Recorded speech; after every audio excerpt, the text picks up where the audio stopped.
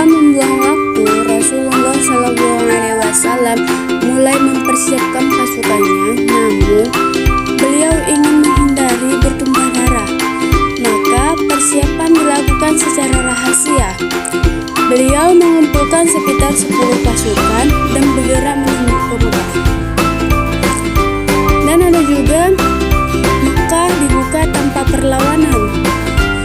Nah, jadi pada bulan Ramadan, pasukan Muslim tiba di dekat Mekah untuk membuat kaum Quraisy getar.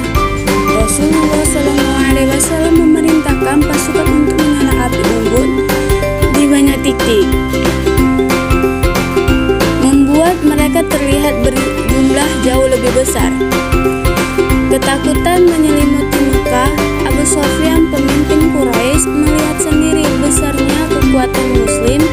Setelah berbicara dengan Rasulullah SAW, ia kembali ke Mekah dan menyuruh kepada penduduk untuk tidak melawan.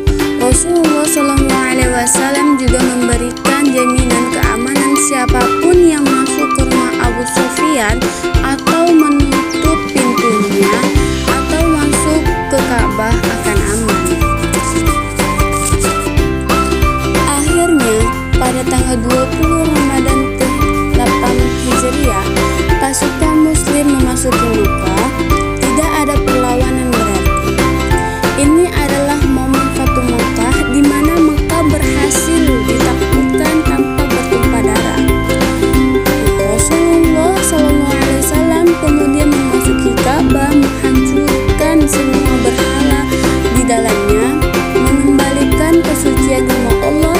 Lebih menakjubkan lagi, beliau memaafkan hampir seluruh penduduk Mekah, termasuk mereka yang selama bertahun-tahun memusuhi dan menyiksa beliau dan para sahabat.